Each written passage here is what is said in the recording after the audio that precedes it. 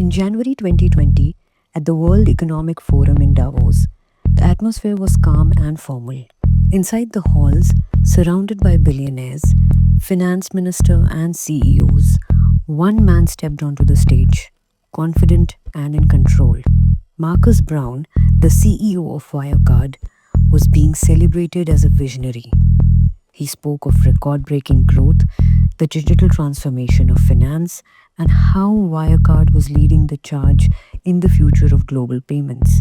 But on the other side of the world, far from the applause of Davos, a very different story was unfolding. In a bank in the Philippines, an employee was instructed to open a vault. This vault was illegally holding millions in cash, part of the 2 billion Wirecard claimed to be managing on behalf of its partners. The employee opened it. There was nothing inside. No cash, no documents, and no proof that the money had ever existed.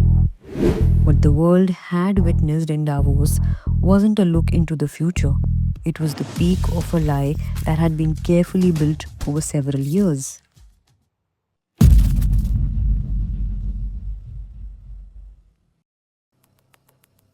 Wirecard was born in 1999 in the small Bavarian town of Aschaffenburg. It began with little fanfare, a startup offering payment solutions for online services that no other financial institution wanted to touch. Adult websites, online casinos, and gambling platforms. By processing high-risk payments and taking a commission on each transaction, the company started making real money. But it wasn't until 2002 that Wirecard's fate changed direction. That is when Markus Braun entered the scene. A former KPMG consultant with a background in computer science, Braun didn't just see a promising company, he saw a path to power. A year later, he became CEO. And almost overnight, everything changed. Braun had a vision. Wirecard wouldn't just process shady payments, it would become a global financial powerhouse. But it wasn't vision alone that powered Wirecard's meteoric rise. It was something far from dangerous.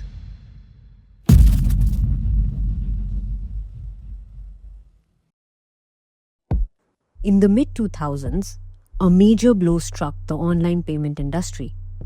The United States passed legislation barring financial institutions from processing payments for online gambling.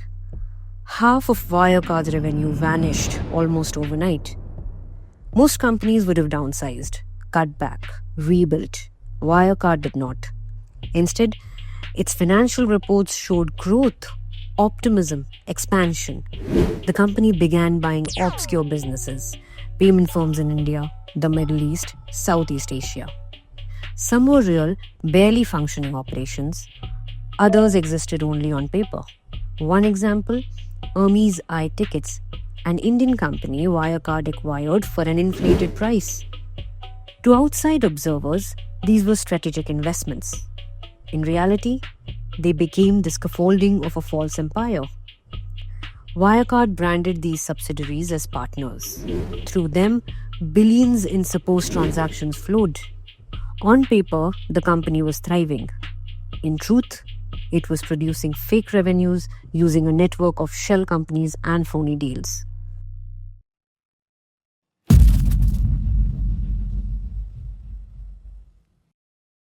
While this financial illusion expanded, Markus Braun was crafting a second identity, that of a tech prophet. He stood confidently on global stages, at investors' conferences, and financial summits, claiming that Wirecard would revolutionize payments. The German press adored him, the government embraced him, and in one extraordinary moment, even Chancellor Angela Merkel personally lobbied for Wirecard in China. Wirecard had become more than a fintech company. It was now Germany's answer to Silicon Valley. In 2018, Wirecard joined the DAX index, the elite club of Germany's top 30 public companies. Its valuation soared past 26 billion. It overtook Deutsche Bank. Braun even explored a plan to merge the two companies. Ernst & Young, one of the world's most prestigious auditors, signed off on the numbers every year. But behind closed doors, Wirecard was rapidly running out of real money.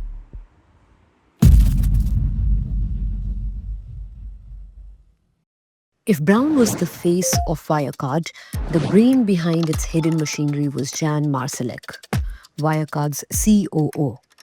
Brilliant, ambitious, and elusive. It was Marsalek who set up the complex offshore network. It was Marsalek who controlled the phantom partner companies in Dubai, Singapore, and the Philippines. It was Marsalek who orchestrated the transactions that existed only in spreadsheets. Behind the scenes, Marsalek wasn't just a financier. He had ties to Russian intelligence, access to classified military files about Libya. He illegally proposed covert paramilitary operations in Africa. Marsalek lived a double life: fintech executive by day, clandestine operator by night.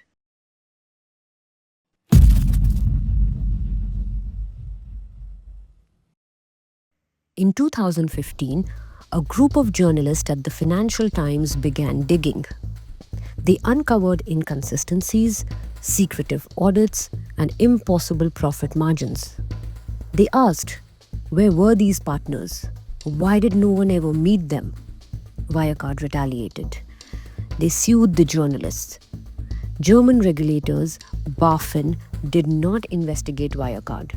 Instead, they launched a criminal probe into the reporters. BaFin even banned short-selling Wirecard stock.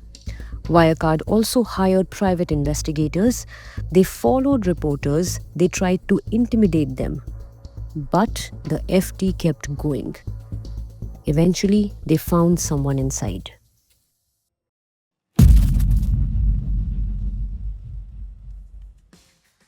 Pav Gill was Wirecard's head of legal in Singapore. He knew something was wrong. Fake invoices, misleading ledgers, obvious fraud. He raised concerns to headquarters but was ignored. Feeling trapped, he told his mother. She was also a lawyer, and she urged him to become a whistleblower. Gill handed over critical internal documents to Financial Times reporters. Invoices, transactions, and proved that billions in revenue were fabricated. Now the world had more than suspicion. It had evidence.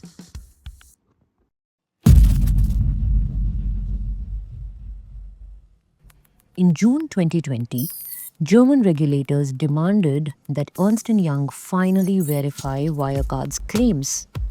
The task was simple: confirm the existence of 2 billion illegally held in trustee accounts in Manila.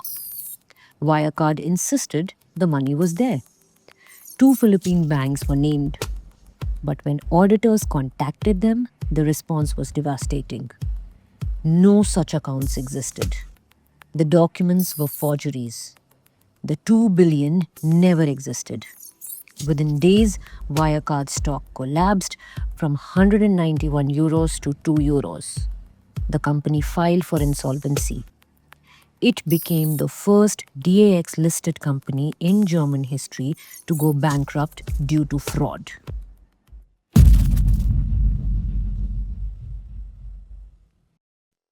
Markus Braun was arrested in Munich. He claimed innocence, said he had been misled, that others were responsible. But Jan Marsalek had vanished. He boarded a private jet from Vienna and he never returned. Interpol issued a red notice. Some believe he's hiding in Moscow under the protection of Russian intelligence. He illegally moved more than $1.5 billion into crypto wallets and offshore accounts before disappearing. The man who engineered Europe's biggest corporate scam, gone, without a trace.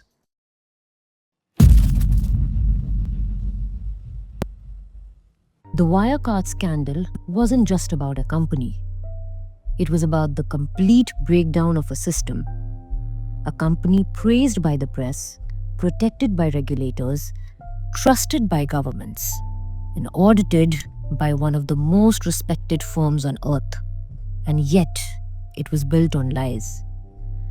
Wirecard spent investors' money on private jets, real estate, bribes, and luxury gifts. Its real business collapsed years before its image did. As of March 2025, Markus Braun remains under investigation. Marsalek is still at large. Investors lost over $20 billion. And trust, once broken, may never fully return.